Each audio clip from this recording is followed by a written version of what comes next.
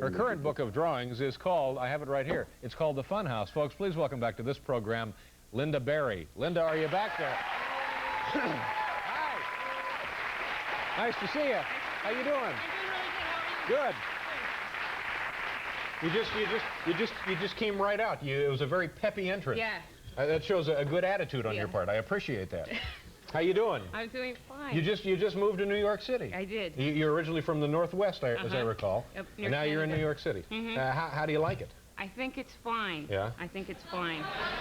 Although in the building that I live in, they keep putting signs up that say, you know, since Monday, 3 people have been mugged in this hallway, and then you go out to get milk, and you come back, and it's crossed out, and it says 4. Ooh. So, well, yeah. That's and people are calm about their mugging stories, so that's been a little bit hard. Do you find it stimulating to be in this environment, or do you find it a little frightening? It's very stimulating to go through the hall. You know? What kind of childhood did you have? Well, I grew up in a neighborhood that was kind of, you know, like a ethnically mixed up neighborhood. This is again in the Northwest? Yeah, in the Northwest, but it Seattle? was the one pocket where it really was Soul City. And everybody in our neighborhood, mainly, like, we tried to make our career choices pretty young. And like, we all decided we wanted to be the man from U.N.C.L.E. For a while. And then it changed, and we all suddenly decided we wanted to be pimps when we grew up. Right. Yeah. Right. Which was based because there was a thing in our neighborhood called pimp socks. Pimp socks? Have you ever no, worn I'm them? not familiar with pimp socks. There are these socks that are kind of nylon-y socks with little stripes in them, and they come in bright colors. And we call them Wendell socks here. Wendell? Yeah. Well, in my neighborhood, they're called pimp socks. I see. And for $1, you could get them. And they're men's socks, so you had to kind of fold them over when you put them in your tennis shoes. And then you'd be pimping. What about your parents and your family? Was that fairly normal, or? Well, yeah, it was normal for me, but I'm a quarter Filipino. My mother's from the Philippines. Is that right? Yeah, and so like all my other relatives look Filipino, but my mother married a white man, so I came out like this. And my grandmother lived with us, and she was definitely from the Philippines. I mean, she's kind of like a National Geographic kind of woman. She. Well, what does that mean exactly? Well, she smoked cigarettes with the lighted end in her mouth. It's called sapalpal, if you want to know how to say it later on. What's the purpose of doing that? Well, I guess like in the Philippines, when you plant rice and stuff, it's kind of wet work, so you want to have your cigarette so that you don't have to keep taking it out and blowing smoke and stuff, so they smoke it with the lighted end in their mouth. But she won't do it in front of white people, which was sad, because I was sure that if I could get her to do it in front of my friends, that I would be more popular for having a grandmother who did this. But let's go back to that for just a second, because it makes no sense to me at all. I know. The lighted end of the cigarette is in her mouth, so she doesn't have to keep taking it out? Right, yeah. And so that when she watches Wheel of Fortune, she could, like, you know, yell. Oh, no, no. It's true. It's true. Yep. That's her favorite thing to do, is smoke a cigarette with the light in her mouth and watch Wheel of Fortune. Yeah.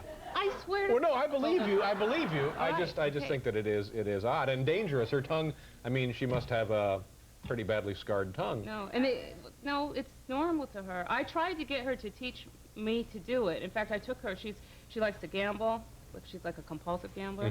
And I took her to Reno, her and her sister, not too long ago, with the idea of getting her drunk and having her teach me how to smoke with a lighted end. But it didn't work. She wouldn't go. Yeah. And I found out the reason why she doesn't like to do it in front of people who aren't Filipino is that she was smoking it with a light end in her mouth once, and a guy came by, and all he saw was this old lady with an unlit cigarette in her mouth, so he lit it. And she had to, like, run to the bathroom, well, walk very coolly. And then, you know. Yeah, so she's got trouble on both ends, as we say. Yeah, but you wanted her to teach you how to do that. Like, smoking in and of itself isn't bad enough. Right. You got to learn how to do it the dangerous way with the hot end in your...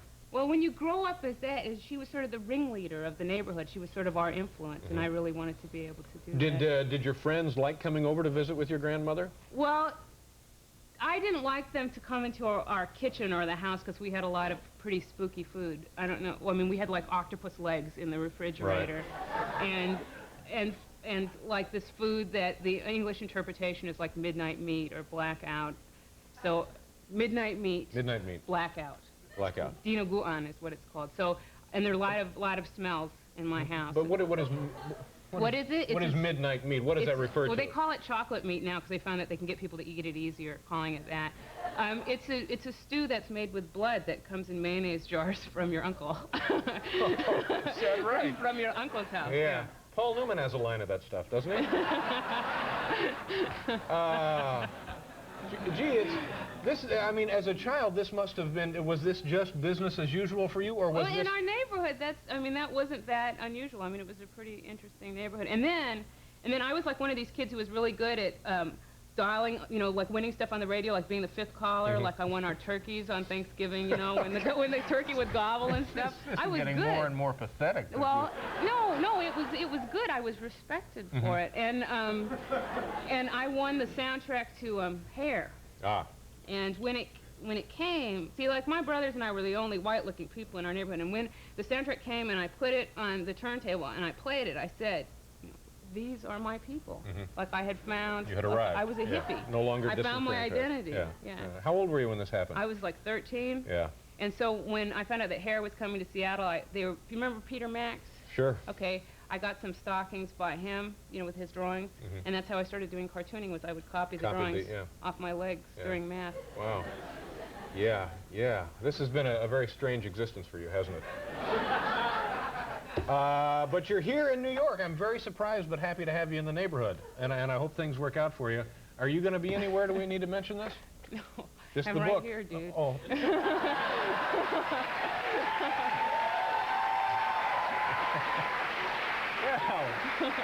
and so she is. Nice to see you, Lynda. Thank you very much for being here. We'll do a commercial and be right back.